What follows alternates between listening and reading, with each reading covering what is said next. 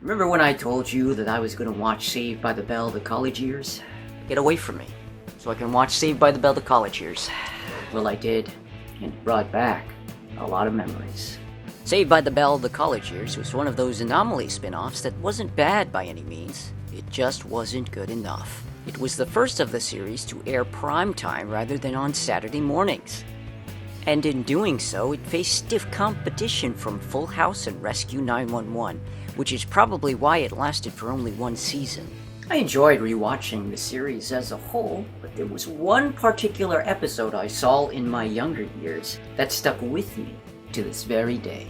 Mainly because it kind of freaked me out. This is so sad.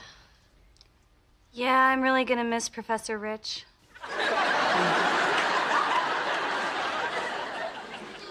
Me too. Everybody has a favorite professor. Are you listening to me, Zack, or are you hitting on Kelly? Actually, I'm hitting on Kelly. Good! Who doesn't? You? Get with the program, guy or gal, you know. But just imagine for a second that you're planning a surprise going away party for said professor who's about to embark on an epic journey to redefine his life.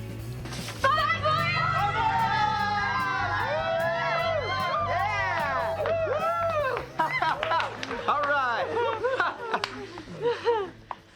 Well, he doesn't look surprised. And then he dies. I think he's dead. In your dorm room. On your couch. Why don't you tell me exactly what you felt when Professor Rich died? Well, sure, if you want. Well, he was sitting right there, and I was... Right where? There. Where you're sitting. And I thought... I'll admit, they do a decent job at treating a subject like death very delicately, while also adding little dabs of humor here and there. I know you're all pretty close with Professor Rich. That and because Screech is wearing women's shoes. In the aftermath of the kid's grief, the show delves into the subject of how you should respond when you put your own mortality under the microscope. On one end of the extreme, you have Zack Morris, who wants to live life to the fullest, as if he's going to die tomorrow. You see, he was just like the rest of us. Afraid of taking chances. He wouldn't want us to just sit here on a beautiful day like this. He'd want us to do something. Because let's face it, tomorrow is promised to no one. Be careful. Watch your step, because the next one may be your last. On the other side, we have Slater. Strong, muscle-bound Slater. Whenever you're afraid, just pretend you're Slater. There's just one problem with that, Zack. What? I'm not going. I don't want to die. He's become more of the play-it-safe kind of guy. I mean, hiding under a rock kind of mentality. And then you have Screech, who dresses up as a vampire at a funeral. Look, Mike, I don't think my Batman sneakers would have been appropriate. And then, of course, you have the B storyline, wherein Zack wants to take no more chances in wooing his beloved Kelly Kapowski. Oh, why do you care? I mean, it's not like you're my girlfriend. Is that what this is about? Me? All in all, I can't remember my line at all, because I don't memorize my line, I just read them off. Wish I had a teleprompter. All in all, the episode is an interesting mix of different views on mortality and dealing with the death of a loved one. I've got my phone right here. Kind of to go along with the obligatory, a very special episode trope that was so prevalent in the sitcoms of teenagers and family in the 1990s. Would I use dope? Nope. That's right, kids. What's this? A joint? Even you should say no to drugs.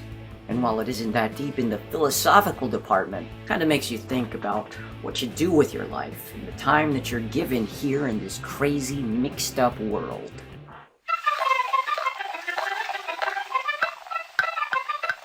But it hardly scratches the surface of the questions of what happens after death. But I don't have to touch him, do I? No, you don't have to touch him. It's a funeral, not a buffet line. Not too many shows tackle the consequences of death in a very deep or meaningful way. None likes to be reminded of our shared human weakness. My pain drove me to seek God. Yours drove you away. Don't tell me about God.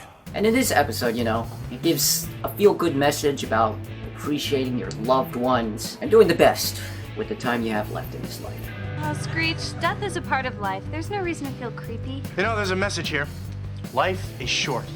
Experience everything. Don't waste a minute. Go for it while you're still alive. I love you. I love you too.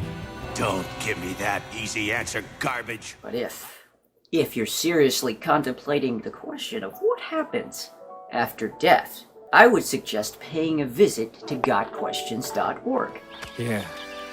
I've marked a few passages you may find rewarding.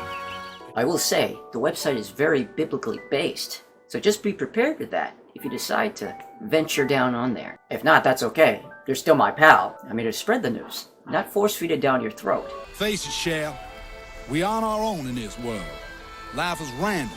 Deal you a full house or a busted flush. I'll include a link in the description below just in case you're interested. It's got some good answers to some interesting questions that many people ask, such as what happens after death? What if he's right? What if there is nothing else?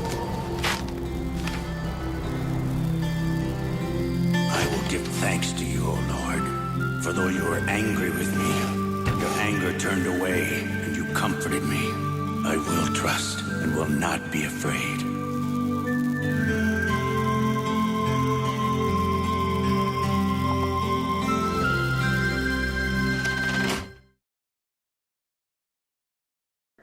But in any case, Saved by the Bell the College Years is an interesting watch. They deal with a lot of, themes that are relevant today, like peer pressure and not compromising your morals for a fraternity led by Eobard Thawne from The Flash. Yeah, I didn't get to play last year. Concussion, got my head slammed into the boards. It was great.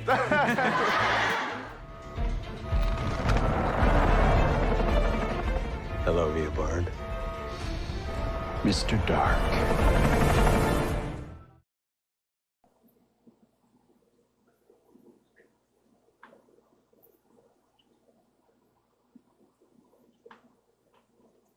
I think that's it. You can go now.